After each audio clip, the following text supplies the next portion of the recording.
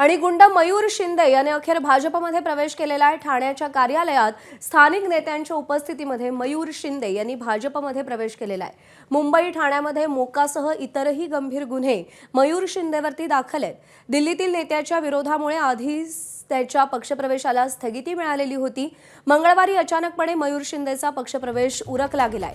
हत्या, खंडणी, पोलिसांना मारहाण असे गंभीर गुन्हे मयूर शिंदेवरती दाखल आहेत। 2023 मध्ये खासदार राऊतांना धमकी प्रकरणातही मयूर शिंदेला अटक झाली होती आणि मुंबईतून तडीपार झाल्यावरही मयूर शिंदे ठाण्यातच राहतोय। 2017 मध्ये त्याला शिवसेनेने उमेदवारी नाकारली होती। याआधीही भाजप आणि राष्ट्रवादीमध्ये मयूर शिंदे होता। मंगळवारी भाजपच्या ठाणे विभागीय कार्यालयात मयूर शिंदे यांनी जाऊन भाजपचे आमदार संजय केळकर, निरंजन डावखरे आणि ठाणे जिल्हाध्यक्ष संदीप लेले यांच्या उपस्थितीमध्ये पक्षप्रवेश केलाय। अक्षय भाटकर आपले प्रतिनिधी आपल्याला या सगळ्या संदर्भात अधिक अपडेट देतील।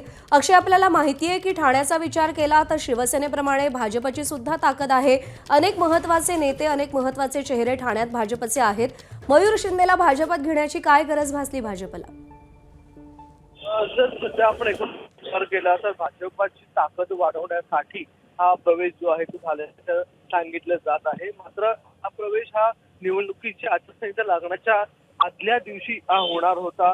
मात्र एक दिवस आधीच आचारसंहिता लागली आणि त्या दिवशी जो भव्यदिव्य असा प्रवेश होणार होता तो कॅन्सल करण्यात आला आणि त्या प्रवेशाला स्वतः रवींद्र चव्हाण येणार होते। मात्र त्या दिवशीचा आचारसंहिता लागल्यामुळे प्रवेश रद्द झाल्यामुळे काल भाजप कार्यालयामध्ये हा प्रवेश उरकून घेण्यात आलेला आहे आणि यावेळी कोणत्याही मोठ्या जल्लोष साजरा करत वगैरे हा प्रवेश झालेला नाही। अगदी साध्या पद्धतीने प्रवेश साजरा झाला असला तर देखील हा गुपचूपपणे हा प्रवेश जो आहे तो उरकण्यात आलेला आहे। कोणत्याही प्रसार माध्यमांना देखील यावेळी बोलण्यात आलेलं नव्हतं। त्याच्यामुळे हा संपूर्ण प्रवेश जो आहे तो भाजपसाठी किती महत्वाचा आहे हे यावरूनच लक्षात येतं आहे। कारण की वागळे इस्टेट परिसर असेल त्या परिसरातल्या ज्या महत्वाच्या सीट्स आहेत नगरसेवक पदासाठी त्या ठिकाणी मयूर शिंदेला उमेदवारी मिळण्याची शक्यता आहे।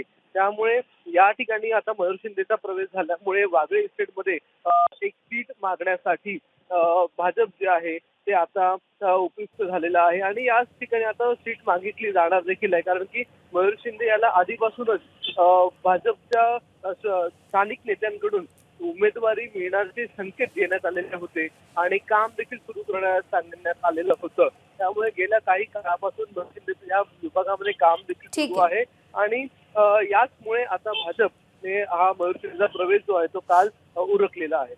अक्षय, धन्यवाद दिलेल्या सगळ्या सविस्तर माहितीसाठी। एबीपी माझा, उघडा डोळे बघा नीट।